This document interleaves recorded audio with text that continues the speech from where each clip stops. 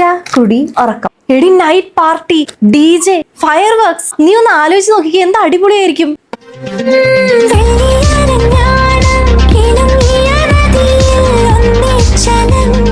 എടി പക്ഷെ എനിക്ക് ഇടാൻ നല്ല ഡ്രസ്സൊന്നുമില്ല.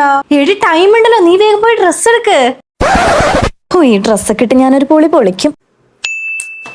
എടി എന്താടി ഡ്രസ്സ് കിട്ടിയില്ല, ഇനി എന്താ പ്രശ്നം?